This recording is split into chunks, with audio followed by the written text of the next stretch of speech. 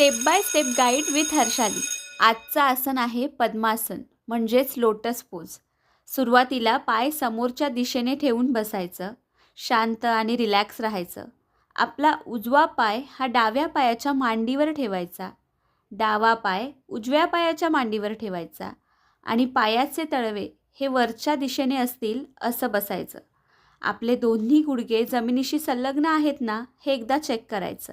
आपला डावा हात हा बेंबीच्या खाली थोडा ठेवायचा आणि मग त्यावर उजवा हात ठेवायचा आणि ध्यान मुद्रेत बसायचं.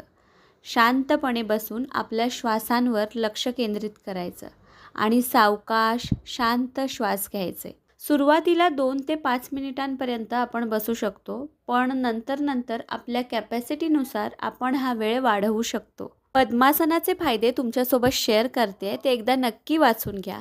पद्मासन करताना काही अडचण वाटलीच तर मला DM किंवा कमेंट करून नक्की सांगा. हर्षालीजीला फॉलो करायला विसरू नका.